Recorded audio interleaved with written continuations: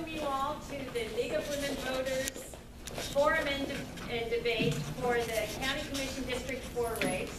Our candidates are, of course, Mr. Zalick and Mr. Fiorillo, and you'll hear a little bit more about them. We also want to thank Chief Graham and the Ocala Police Department for allowing us to use this room this evening. It is a community room. We appreciate the fact that we were able to hold this forum here.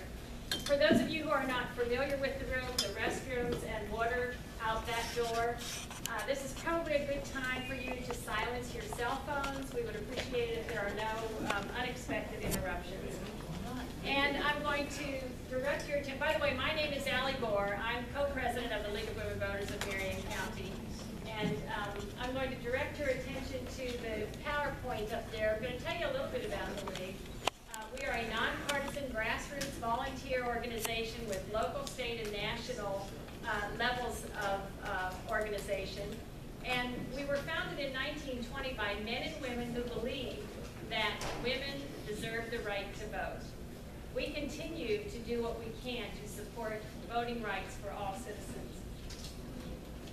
Our local vision is to grow a community of informed voters, and you can see our mission there is to encourage informed and active participation in government, increase understanding of major public policy issues, and influence public policy through advocacy. We do that advocating only after we have thoroughly studied an issue and come to consensus as a league. Then we will take a position and we will announce that position. This next slide will give you just general information, which I think probably most of you know, when the primary is and so on. The facts that I want to point out there are, you probably know that registration for the primary ended today, voter registration. However, voter registration for the general election does not end until October 6th. You can still request an absentee, or what is referred to in recent times as a vote from home ballot, up until 6 days before the election. So that's just some general information. What you see on this next slide are additional educational opportunities offered by the League of Women Voters of Marion County. All of you should have found a card on your seat with that information on it, and we invite you to take it, share it with a friend, put it on your refrigerator, and come and see us for future educational opportunities. The next one that will be at this specific location is September 15th at 6:30 p.m. Now, without further ado, I'm going to just say a couple things. And the first thing I want to say is we really appreciate that Mr. Zalick and Mr. Fiorillo are willing to run for public office. We recognize, as probably as citizens and certainly as league members, it's not an easy job to run for the office, which is not an easy job once you find it. And we thank you so much for your willingness to seek public service and to serve the residents of our community. Tonight's forum is a little bit different than our usual format. It's the same as we did a week ago Monday, if any of you were there. We are going to have 2 questions to each candidate, which we call our forum questions. The candidates will have 2 minutes to respond, to answer. There will be no rebuttal. We will then move into what we call our debate section of the program, where each candidate will in turn be asked a question. They will be allowed 4 minutes to respond. Their opponent will be given 1.5 minutes to rebut that response, and then there will be a 30-second final comment allowed. The very final portion of this evening's event will be when each candidate asks a question of the other. This is an invitation that we've extended, and it was well received, and we thought that it worked very well. So we're going to do that again tonight. The candidates will have 4 minutes to respond to that question posed to them by their opponent. Our timekeeper is Bob Moore. His assistant is Alan Goodman. And when there are 30 seconds left for the candidate to be made aware of the 30 seconds that are remaining for his answer, one of the timekeepers will hold up a card alerting them to the fact that their time is about over. If they come to the end of that time and are still talking, you will hear this sound. And that means that it's time to move on. And that's, of course, just in the interest of time. We are very pleased tonight to have local celebrity Buddy Martin as our moderator. most Ocalans know Buddy from his radio show, The Voice of Ocala, which airs from 3 to 6 p.m. on WOCA, The Source. He talks about news and other things that are of relevance to the residents in Marion County, and they invite callers to call in and to discuss topics of interest.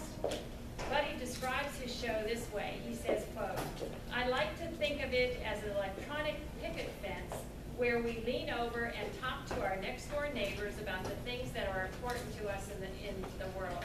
That's a great match for the League of Women Voters, because we want our residents, our citizens, our friends and neighbors to be engaged in conversation about the issues.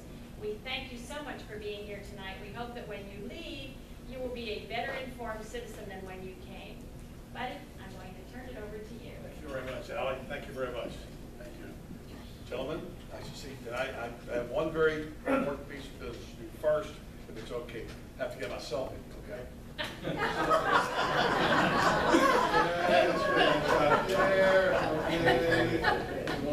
There, good smile, man. There we go. Okay. All right, let's selfie on. All right. One thing I didn't say is we have one mic.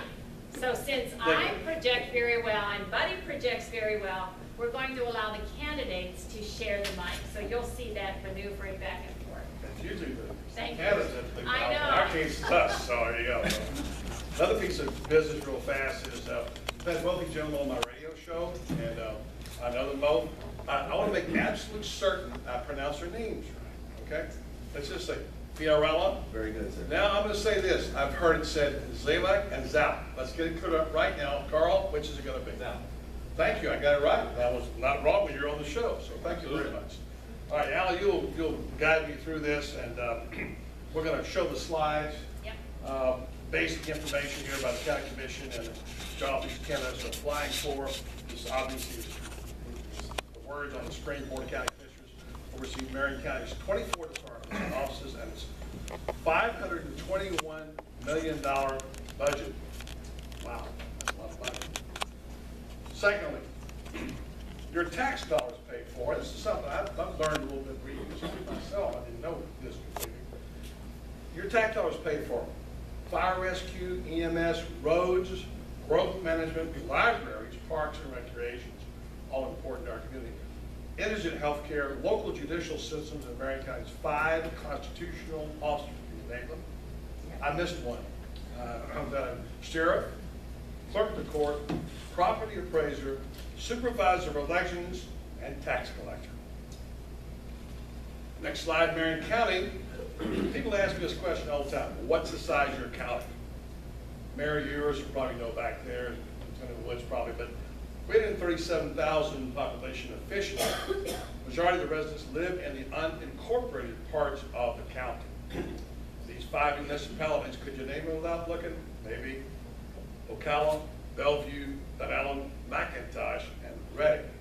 1,584 square miles. The Marion County Board of County Commissioners. Each commissioner represents a specific district. Elected by all voters, a 4-year term.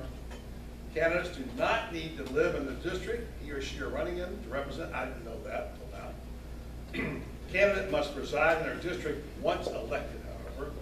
The primary legislative and policy-making body of Marion County is the Board of County Commissioners. Mission statement.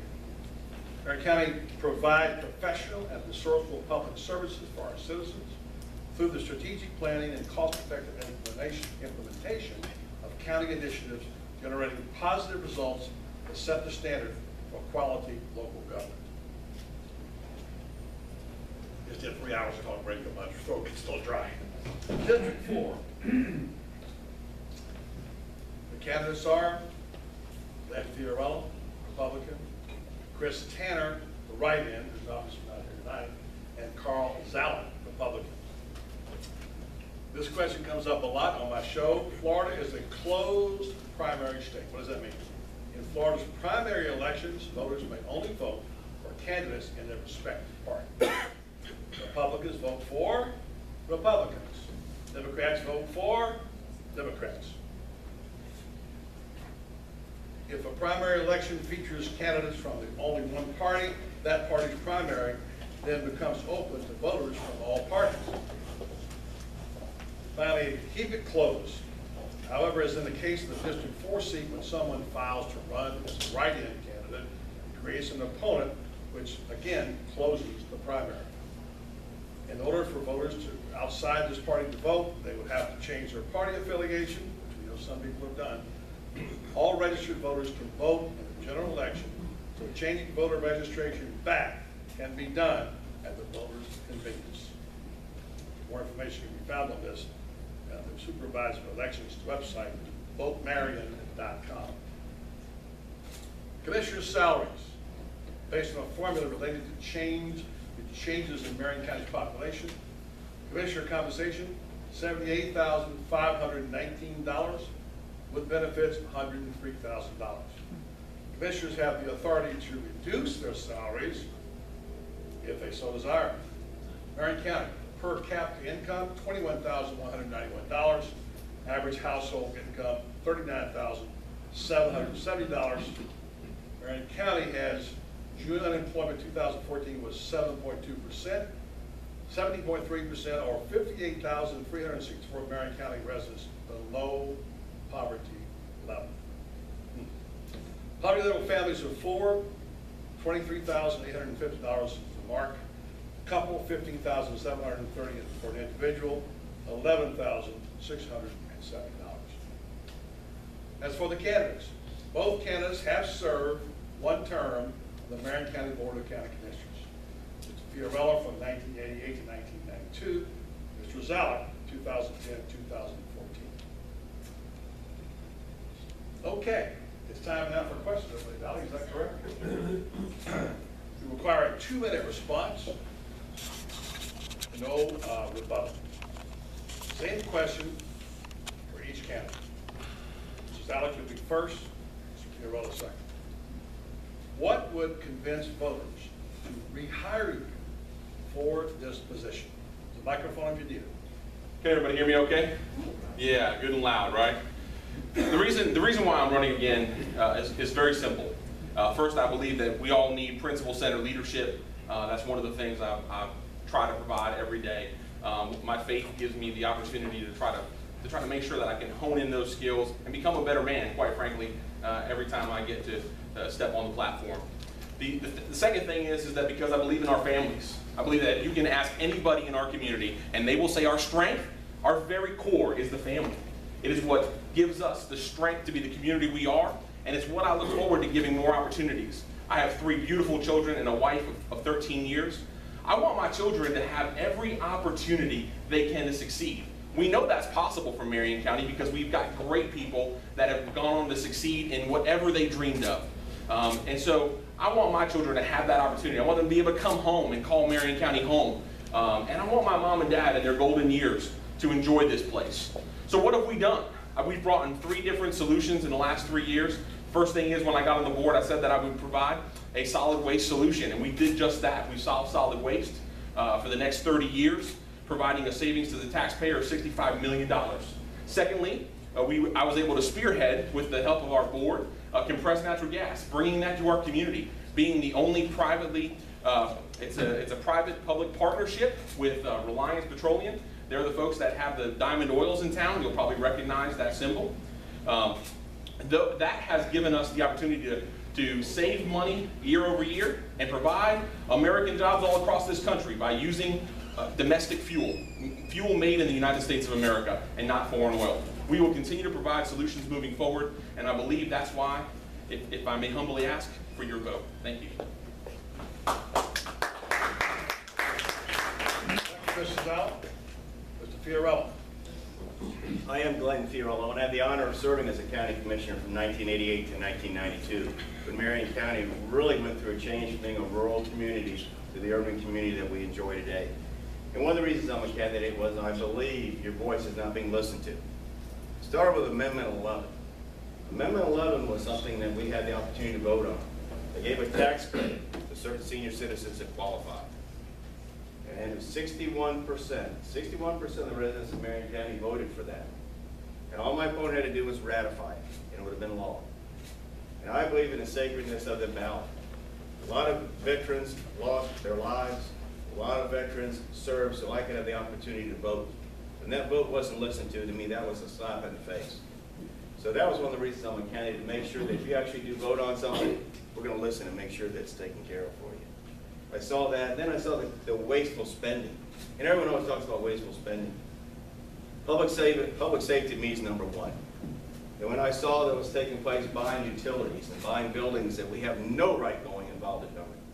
I'm a Republican, and I don't know the first Republican that wants to build their business, build government and say, let's start buying buildings with taxpayer dollars. Let's compete with the private sector and entities such as compressed natural gas.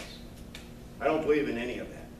And when I saw $20 million being spent in what I call corporate welfare for someone to start a business, which is a landfill, in another county, I think that's deplorable. I would have never done that. $20 million to have someone start a business in another county, to create jobs in another county, these type of explanations, these examples are one of the reasons I'm a candidate for county commission, and the lack of leadership. With that in mind, I'm hoping at the end of this debate, this forum, you'll vote for Glenn Fierro for your next county commissioner for District 4. Thank you. Thank you, Mr. Fierro. Less than a generation ago, Ocala, Marion County was an all-American city, one of Money Magazine's 5 best places to live in the United States, one of the Inc. Magazine's 10 best places to do business. Recently, there have been several articles in the Ocala Star-Banner identifying a lack of leadership in local government. Question, Mr. Fierro, you'll be first. You get a 2-minute response with no rebuttal. What initiatives will you lead to help regain this prestige for Ocala and Marion County? As I stated earlier, number one to me is public safety. I think that's what your government is here to do. And when I see the law enforcement officers are ranked 63rd of our 67 counties as far as their salaries, you got to wonder, maybe that's why they're leaving. And they are. We're losing deputies right and left, go to work in other municipalities, other counties because of the pay. If you don't waste the money in all these other areas that government shouldn't even be involved in, we'll have enough to take care of entities like this.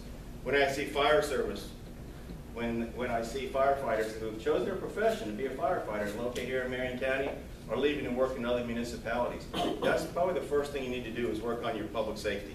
Because no business is going to want to relocate to a community when you don't even have the proper public safety, which is really the basic thing of what a government should provide for us. I don't know how to put a dollar amount on anyone's life here. When you need that ambulance, you need it then. You don't need something that, well, you know, we're changing things around or we're not funding it properly, so therefore we have problems. I would never do that to you. Number one is public safety. I think if you have the proper public safety in place, the rest will automatically fall into place. But it's about prioritizing for that. Thank you. Mr. Fierro, may I ask you to address specifically the question about, the question is a lack of leadership in government, okay? You have 25 seconds on it. The lack of leadership is what the problem is. The answer my opponent gave, and it's on Channel, I believe Channel 9 television, regarding public safety and police and their squad cars. As opposed to replacing the cars, he said on television, and I may be paraphrasing some of this, if you have an older model car that is not up to the task of high-speed chase, call ahead for someone to meet you at Quick King, swap out cars with the more improved version, the proper car that is set up for that, and swap out cars. That's the answer. That's lack of leadership. This isn't the Keystone Cops. This isn't something that it's unacceptable.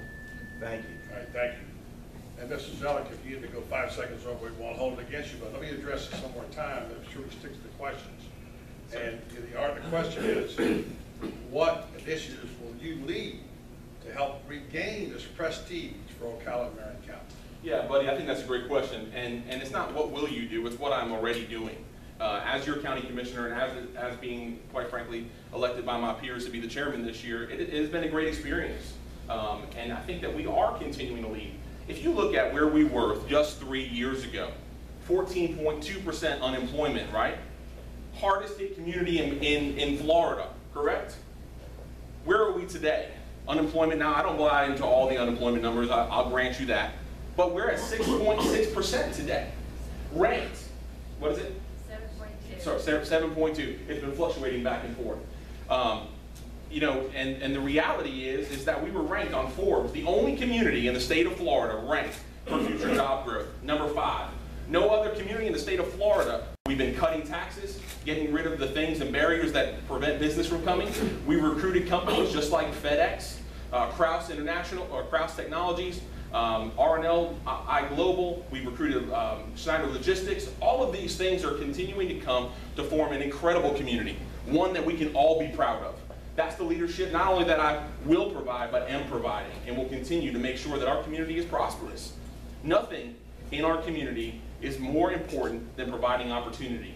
And that opportunity, from a government perspective, needs to make sure that we're predictable, reliable, and that people can trust us. That's exactly what I've been providing. Thank you. Here's one I hear a lot on my radio program. I'm interested to hear this one too. Silver Springs has the potential to be a major asset to our community as a destination for residents, eco-tourists, and everyone interested in nature and ecotourism. Silver Springs, accurate science indicates the excessive groundwater pumping has already caused significant harm to Silver Springs. Silver Springs is no longer the biggest spring system in Florida due largely to declining aquifer levels caused by regional groundwater pumping. It's long been known that pollution, especially from nitrates, is a major cause of the degradation of our iconic springs. What can the County Commission do to restore the springs and fulfill its potential as a major resource? This will have a 1.5-minute rebuttal. Each candidate gets 4 minutes for this one. Mr. Zalek gets 4 minutes. Oh, Mrs. Zalek, I'm sorry, and yeah. then Mr. Fiorillo. That's right, the only other question, I'm sorry, yeah. Mrs. Zalek, you get 4 minutes. Mr. Fiorillo gets 1.5 minutes. Mrs. Zalek gets a response to that, okay? Sure. So here we go. All right. That's the question. Make sure I know the question. What can the County Commission do to restore the springs and fulfill its potential as a major resource? Absolutely. Well, first of all, let me just lay out the facts. I mean, everybody knows that the state of Florida in a trust fund owns Silver Springs, correct? It is actually owned by the state of Florida under the guidelines of FDEP, the Department of Environmental Protection. You saw actually a ruling just come out from the St. John's in reference to the farm up north, where they're still trying to get right how much, what the impact of water flows will be. I think that Florida is starting to awaken. I mean, all of our legislators are talking about how important our water is, and quite frankly, what good stewardship should look like. That debate is going on today. So what can the County Commission do? The first step we've already taken, and buddy, you and I have talked about this before, was putting a CRA around Silver Springs so we can reinvest the tax dollars. The CRA, what it allows it to do is it stops the taxing level at whatever rate it was. So it was last year, we stopped the tax level. Anything above that level in appreciation that comes in will be reinvested right in that community. One of the things you look at for Silver Springs, if we want 1 million+ visitors to come to Silver Springs, it can't look like it does today, can it? Can you go past Six Gun Plaza and allow you know, Silver Springs and the gateway to going into Silver Springs to look the same way? And that's why we're continuing to work with businesses, to put facade grants together, to do all of those things within the CRA, to put form-based code. We've got some really great opportunities with some new businesses that are looking at Silver Springs to be part of that revitalization project of this incredible gem we have right here at home. The County Commission... Excuse me a second, we have a request. If you should explain the CRA for people, a special tax district. A CRA is a community redevelopment area. We've carved out an area around Silver Springs, and including some of the residential areas, and also the commercial district. That community redevelopment area will then, again, it will help to fund some of the revitalization. Now, it will take a while. One of the things that we've talked about, again, showing leadership, when we had the discussion about what is a sales tax. I mean, our community's been having a year-long discussion. I brought together everybody to talk about this sales tax and roads and all this infrastructure. One of the pieces we pulled out, because it's a priority, was making sure that we put some funding in there to help with the hardscape, with the roads, the sidewalks, and all of that going into Silver Springs. Into Silver Springs.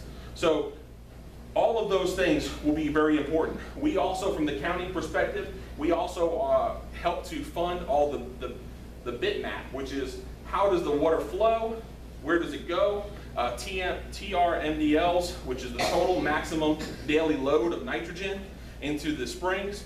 Our departments are working with FDEP to make sure we know who's putting that there, how is it, what's the best way to remove it, and we've already put projects in like the big monster pipe to take the water, the storm water that was going into Silver Springs, removing it, putting it to a DRA for its treatment. It's going to take all of those things, including partnership with the city of Ocala for them to up their level of cleaning water so that we're not putting from a municipal source, we're not putting more pollution into the ground that is affecting Silver Springs. Silver Springs has a watershed of over 1,200 miles, or 1,200 acres. So it's huge. The watershed that impacts Silver Springs goes all the way almost to Volusia County, takes in part of Lake County, goes all the way up through the forest. So it's a big job with a lot of players at it. But I think the key word we must remember as public servants is stewardship, stewardship, stewardship. All right, Mr. Zalak, 10-second response to the development of the community as well, in addition to the environmental issues, the development of that as an economic driver. Yes, sir. Can you give us a We've got some projects that are coming that will certainly, I believe even 2 of the hotels are actually under contract now. Some of those things that are coming into play that we will see in the very near future will play a huge economic role for that part of our community. It's really going to be a big deal. Thank you. Yes, sir. Mr. Fiorello, you have a minute and a half rebuttal. The first thing I would have done, there was a private sector, and I'm from the private sector. But there was a private sector that was leasing our property, state of Florida's property. Before I would have allowed them to break their lease, I would have held their feet to the fire and made sure that whatever contaminants they were responsible for while they had the springs, that we did something to them.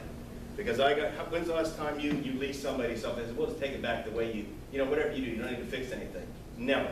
I would have held their feet to the fire and made sure that they were held responsible first. Second thing I would do, each and every one of our tax bills has to pay an allocation to a water authority.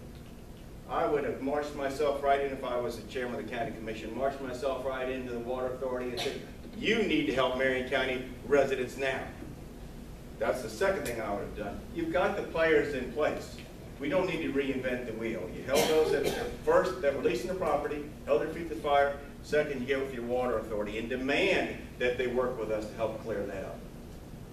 Before you sit down, Mr. Fiorello and Carl, can address the issue. There was $4 million, I believe, given by Palace Entertainment. That's what correct. happened to that money, and what's that going to result in? I can't tell you what's going to result in because You know about the $4 million by Palace? I know we received money from them, but if we received enough money from them, we wouldn't be having this discussion now. It would have all been cleared up. So to answer your question, buddy, yeah, we got X amount of dollars from them, but what is actually being done with that money is the key. Because if it was done properly, we wouldn't need to tax those businesses around there to help clean up the mess. Right. I believe you go back to the people that really were the ones responsible for it. Thank you, Mr. Fiorello. Mr. Zalak, you get 30 seconds for a response. Sure. Let me just be clear, from a contractual standpoint, the contract was not between Marion County and Palace Entertainment or the state of Florida. The contract for leasing Silver Springs was between the state of Florida and Palace Entertainment. We went and advocated, but you know, we were up there and Stan McLean led, as a matter of fact, led the charge to know that. The $4 million is going part of the 5-year master plan. It's going to help to do those things. It removed all the animals that were causing the nutrient loading and pollution that was there. Sorry. Okay, thank you. This is also a debate question. This time it will be a 4-minute answer, 1.5-minute rebuttal, and a 30-second comment. I believe Mr. Fiorello, Mr. Zalak, Mr. Fiorello starts, right? Is that correct? Okay. Here's the context. In May of this year, Marion County's blue-collar workers voted to unionize under the Laborers International Union of North America. Question for Mr. Fiorello. What type of leadership from the county commission could have discouraged unionization? First off, if you've got a dysfunctional organization, sometimes that's the only option you can do. And Carl and I met one day for lunch before I announced my candidacy, and I said, Carl, I believe some of your county employees are disgruntled, and they're wanting to join a union. You need to step up to the plate. You need to meet with them and find out just what's going on. You can't give away the farm, but at least show that you care and you're willing to work with them. And this was the reply I got. I said, that's not a reply. You need to have leadership. You need to meet with people. You need to discuss things and see what you can do.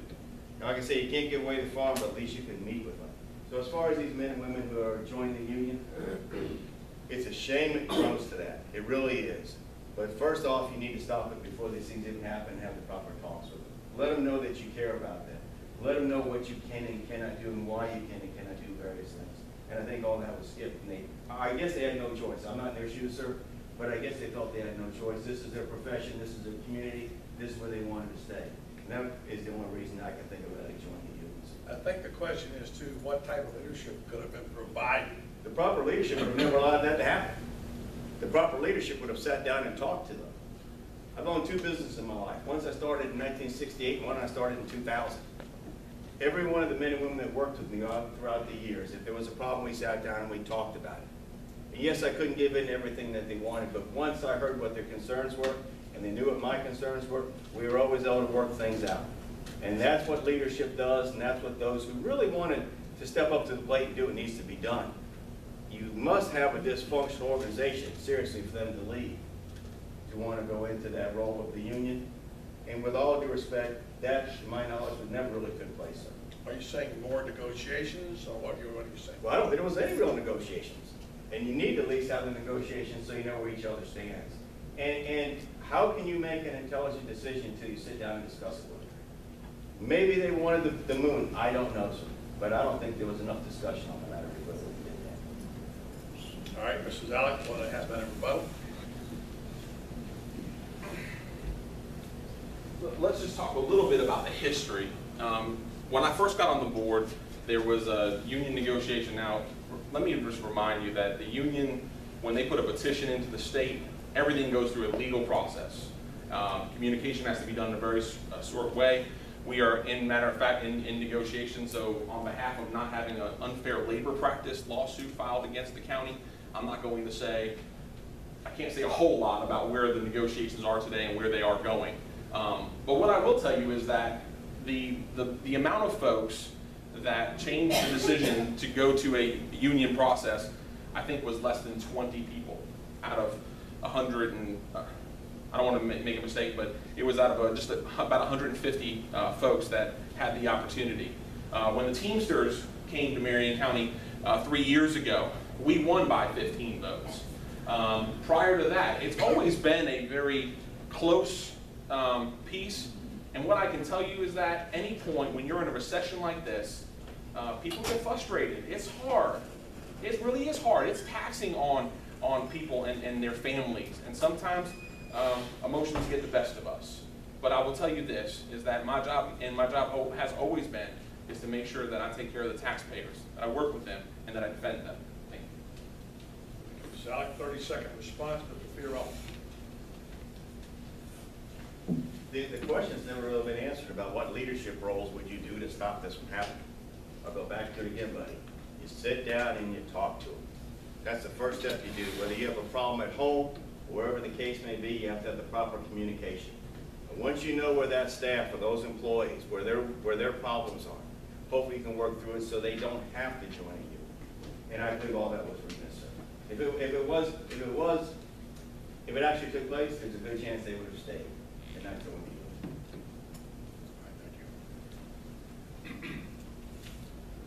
For context, in Marion County's 2013 Comprehensive Annual Financial Report, it was noted that property tax, this is going to get your attention, property tax revenue has decreased significantly, $7.2 million in 2012 and 2013, $10 million in 2011 and 12.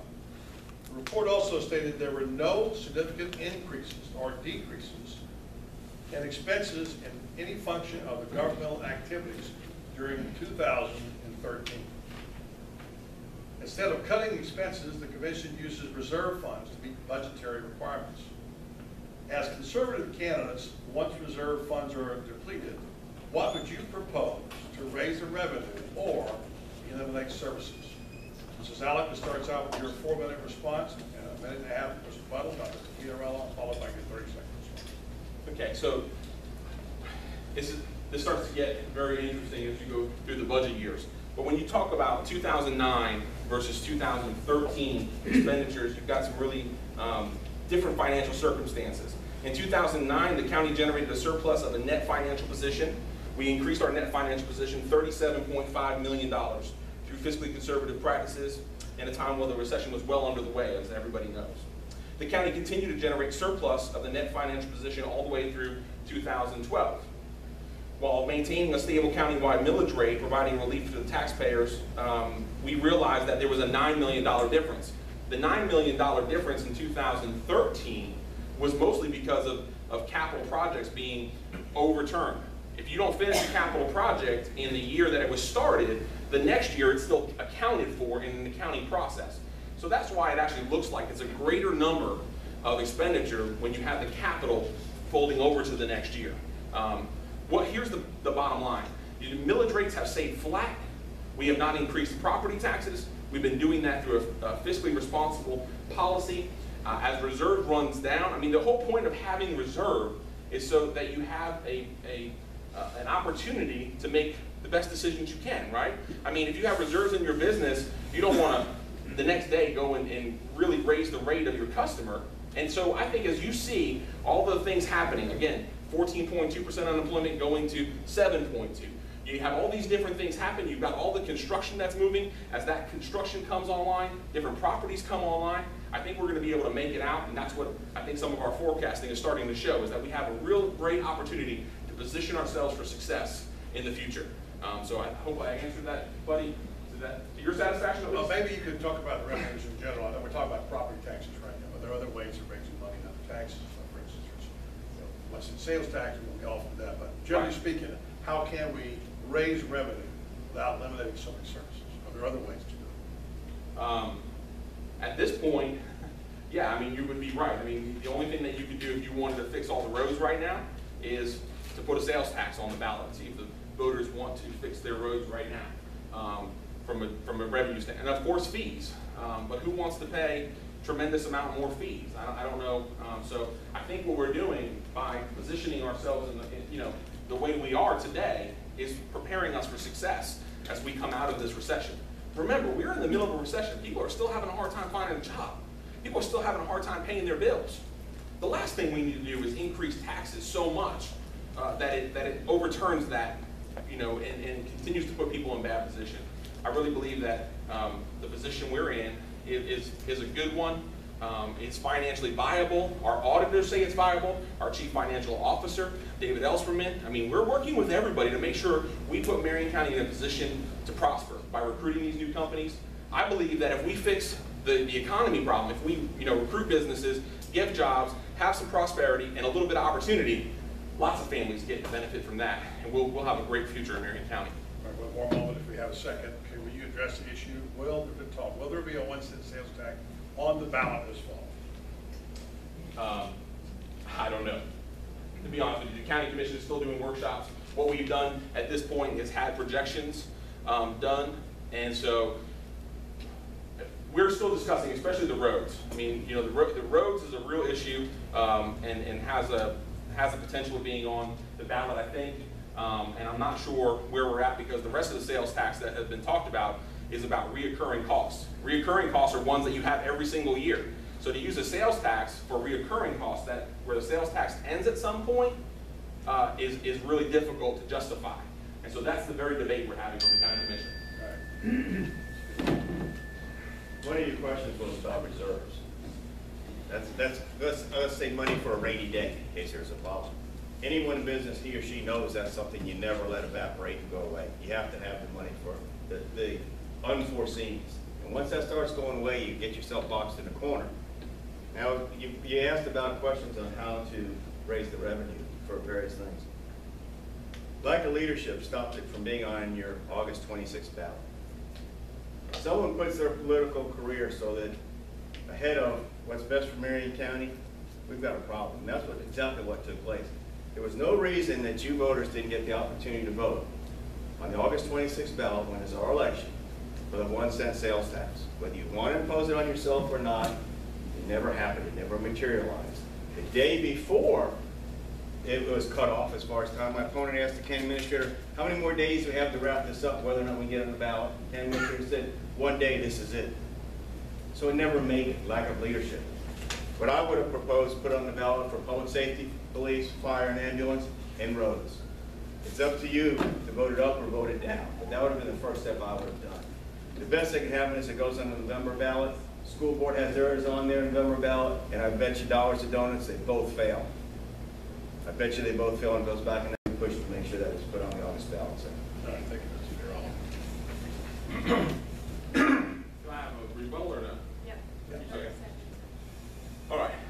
My opponent continues to, listen, his track record is he loves taxes. He raised taxes every year he was in office, upwards to raising taxes up to 40% in 4 years. Just ridiculous. So when you look at this, you need to make really concrete decisions. And first of all, I've been up front from the very beginning. I didn't want the sales taxes on the August ballot because I believe that everybody from our community gets to have a voice when you put it on a general election ballot. It's just that simple. Why would you put something on a ballot where 25% of the people get to vote? Or if you were to put something on a November ballot where 50% of the people get to vote? And a whole community gets to vote on it and look through it. I really think if you're going to do it, these things need to be done, unless there's some kind of special circumstances, on a November general ballot. That's my belief. On July 15th, the county commissioners voted unanimously to continue talks regarding a deal to sell the county jail to CCA and then lease it back. What are the pros and cons of prison privatization?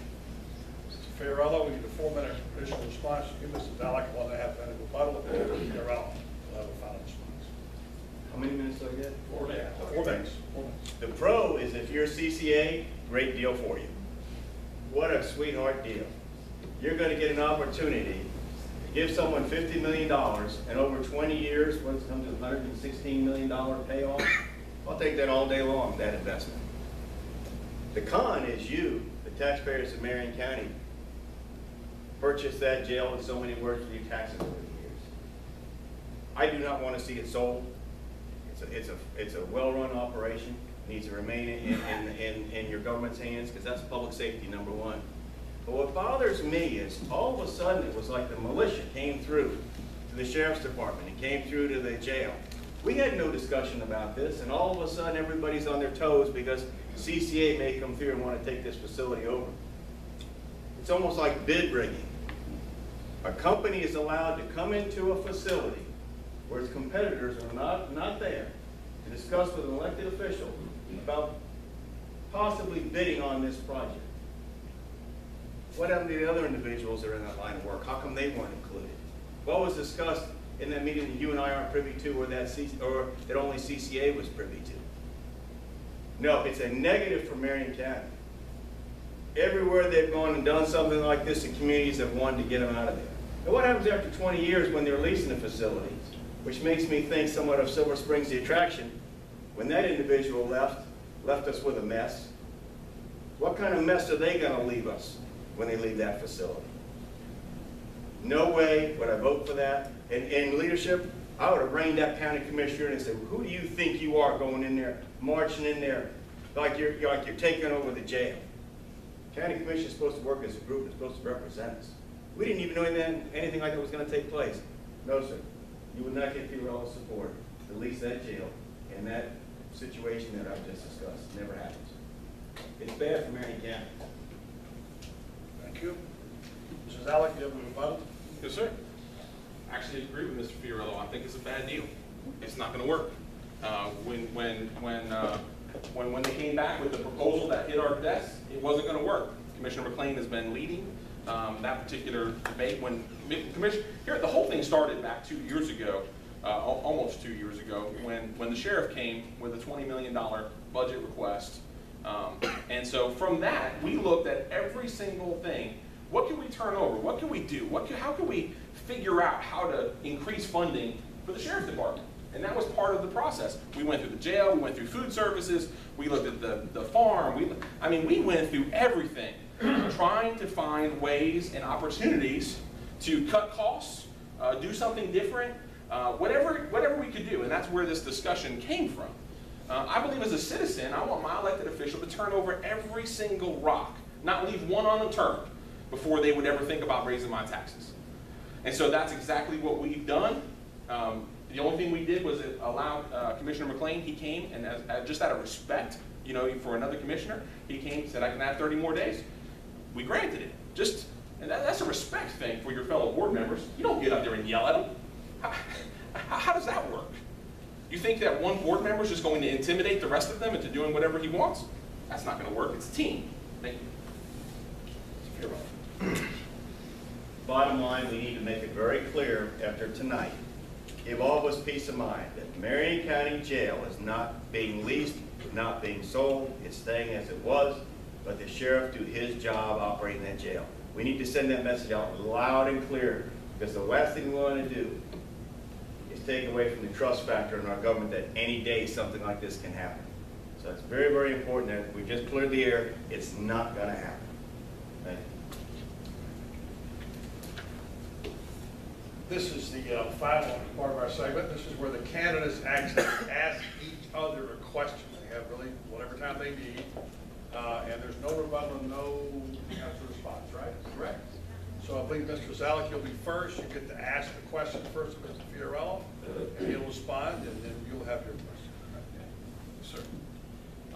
Mr. Fiorello, one of the things that has been really interesting, or at least I find it interesting, anyway, is that when we're going through the petition process, you know, we went out all these forums, and you know, you ask people to fill out petitions for you, and I just thought it was interesting that one of the things we had to get 2,300 petitions, or else you had to pay $5,000 or $4,700 to be on the ballot, and we all were out there hustling and trying to get folks to sign our petitions, and yet you didn't turn in a single one of those to the Supervisor of Elections office.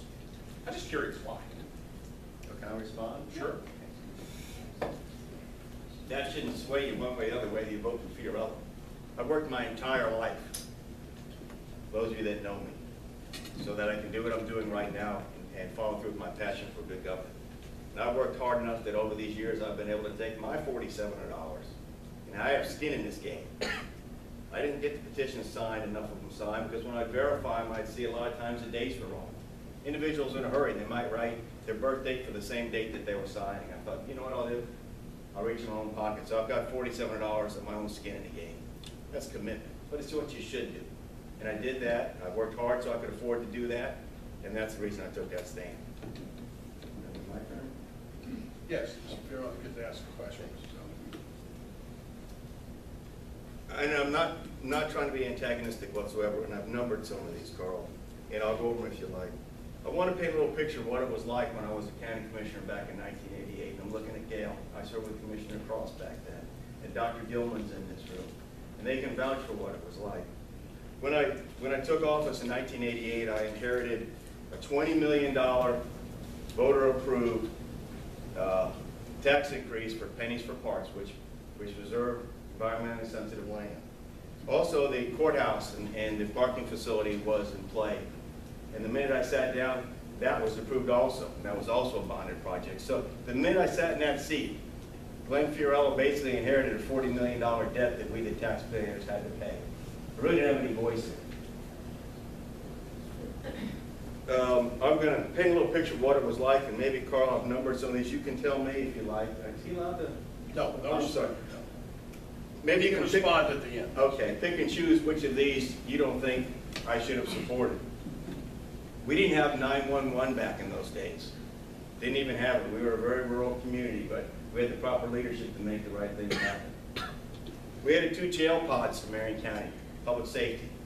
You know, you built an additional courthouse, you got additional judge chambers, you're gonna have more convictions, which means more inmates, public safety. All this costs money, buddy.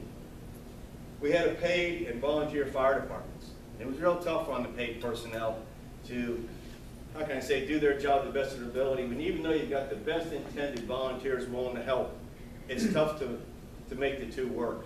So we went and we have an all-paid fire department. That was for public safety. I remember getting a call one day when someone said they've got a brand new 1965 GMC fire truck they're putting together. That's what we were doing back then, and it worked. We did away with that, and now we're buying brand new equipment. So God forbid you've got a structural fire at your house, sir, we can do the best we can to get there for you.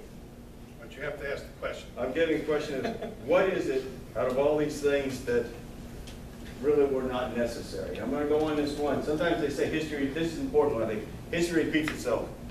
Baseline landfill was taken over by the private sector back then. It was a company called Urban Waste. They did almost every violation known to mankind in that landfill. And they said they could convert our garbage to electricity. It was a scam. It was a scam, and one of the commissioners even wore a wire to California to verify it. We gave someone control of our landfill. It's a scam. Right now we've got a situation where we gave someone $20 million to start a landfill, and we're not using it.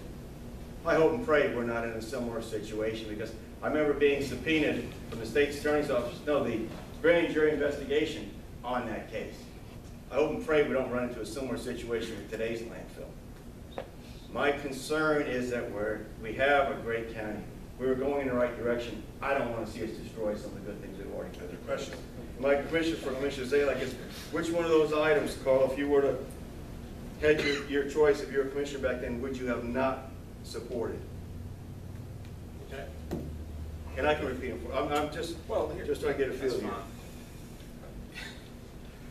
You know, I'll be honest with you, Glenn, it's very difficult to say what would you have done in these shoes. I mean, today we read a couple thousand pages a week, every other week, just to get ready for our meetings. There's lots of different things. There's a different makeup of the board. Quite frankly, I'm not looking to go back to 1988. What I'm looking forward to is going forward to 2014. What are the things we're going to do to make our community better? The reality is that yes, it's easy, guys. It's easy when all you're going to do is every single year vote to increase that budget and raise taxes. You can spend it on whatever you want to. I mean, it doesn't matter. It could be whatever pet project Mr. Fiorello wanted. They funded it. They funded them all. The reality is what's been very difficult in the middle of this recession, I believe that taxes and regulations do not lead to prosperity. I believe that cutting taxes, making sure that the entrepreneurs have a successful pathway to their opportunity, to their dream, they will be successful. And you're right, Mr. Fiorello, I'm not living back in 1988. I'm moving forward. I'm looking to the future. I'm looking to see my family have those opportunities. So thank you for being here tonight. Thank you so much for the opportunity to stand in front of you as your county commissioner, and I hope and pray that you will consider Carl Zalek humbly for 2014 in the primary August 26th. Thank you.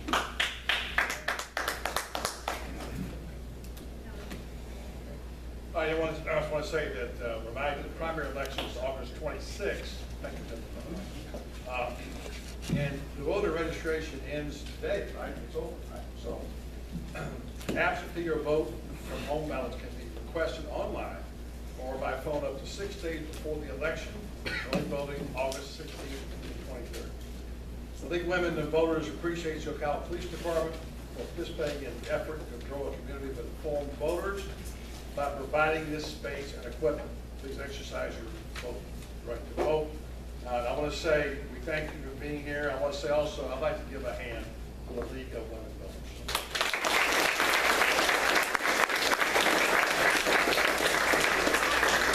I want to thank you for that, and I want to just say to you that the League of Women Voters were fortunate enough to cooperate with the Marion Technical Institute and the Public Relations Department of the Marion County School System, and we taped a forum of all of the school board candidates, those who showed up, and also the county commission candidates. We have posted that taping on our website. That's the website up there. In addition to lots of other information about the election. Judges' information is there, county commission candidate information is there, school board candidate information is there, and we welcome your going to the website and perusing it. If anybody would like a copy of that taped forum and don't have access to it, the final date might have been last Sunday because it's been shown on the Marion Education Channel Fridays and Saturdays and Sundays, and I think it's the end of July it's going to stop, so it may be not available to you anymore on that channel, but it is available on our website. If you don't have access to the website, I have 3 left that I will be happy to give to someone to watch the forum, school board candidates and county commissioner candidates. And having said that, if you would like to come and visit with the candidates and they're willing to stay, please do that. Thank you so much for coming this evening. I hope you'll go home a little bit better informed than when you walked through the door. Thank you. Thank you, gentlemen.